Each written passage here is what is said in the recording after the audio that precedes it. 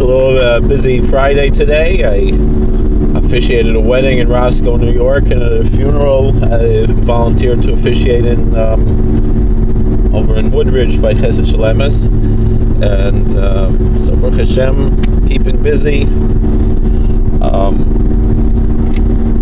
Now, I wanted to talk a little bit more about the wedding business. I booked today, weddings, various weddings I've been working on, and people ask me, how do you get the leads for weddings? Now, there are many different ways to get leads for weddings, and there are many different models in the wedding officiant business. You should also be aware of that. There are many different types of wedding officiants, of all different types. And the type of business that you're in, really reflects how do you get your leads as a wedding officiant. Now, for example, I'm an Orthodox rabbi, a Hasidic rabbi. That limits the types of weddings I can do, as opposed to some other officiants can do many more types of weddings.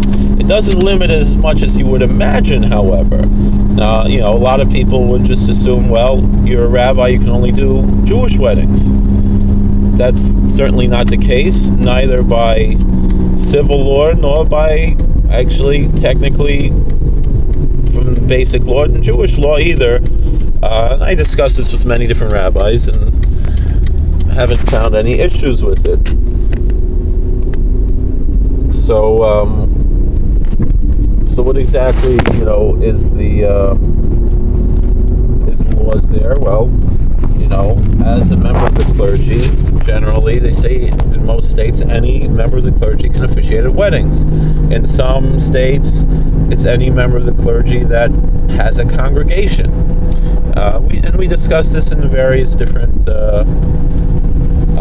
videos that we discussed the laws in different states, and I really only reflected on the states that I'm personally familiar with or where I've officiated, although of course each of the states has their own laws, and sometimes cities have their own laws. Like we said, the example, New York City has different laws than the rest of the state of New York,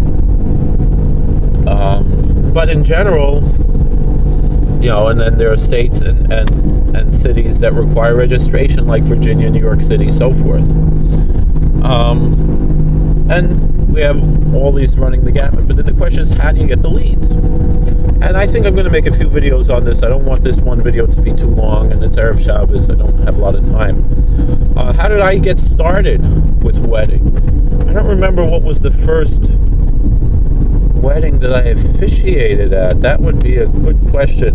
I know it was in November of 2007 is when I registered with the state of Virginia, with the Commonwealth of Virginia, to start to perform weddings. And I believe I started to find a website called WedPlan.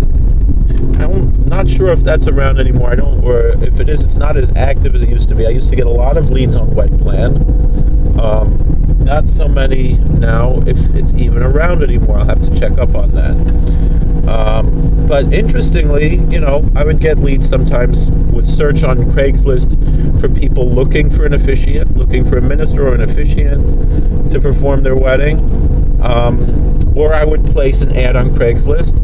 You don't get that much business with that, but the thing is, it doesn't cost anything, so it doesn't hurt to take, a few minutes to make a nice ad, in wedding services, event services, and to search event gigs for weddings.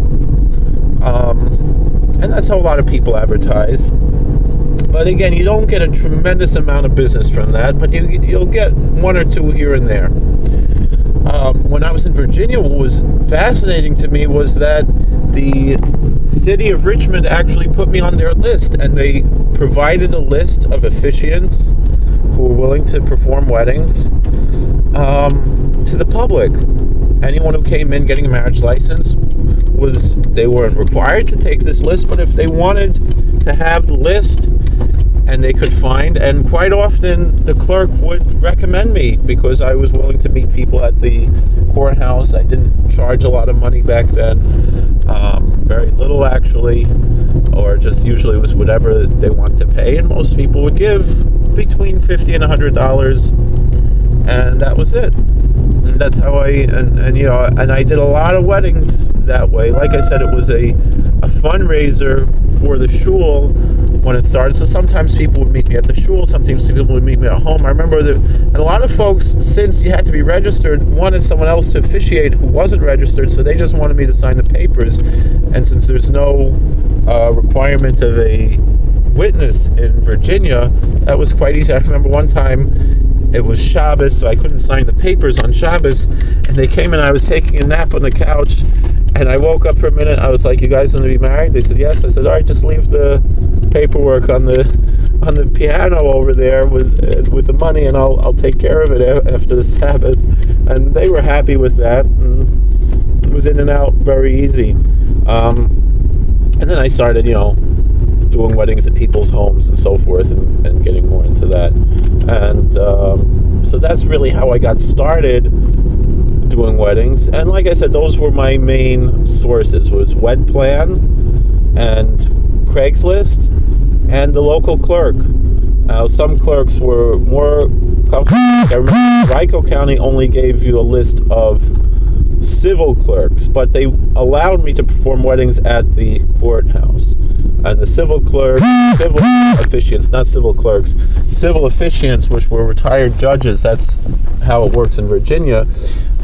They weren't judges. You couldn't just go to the courthouse and judge. You'd have to arrange for the judge to meet you there, or to meet you at or you go meet them at their house, or the judge comes wherever it is. And so really, it was no difference to have a rabbi or minister. I remember there was one minister used to hang out every day at the courthouse in Richmond, just to sign the marriage licenses and do little ceremonies. And he said he would get two or three a day, and he would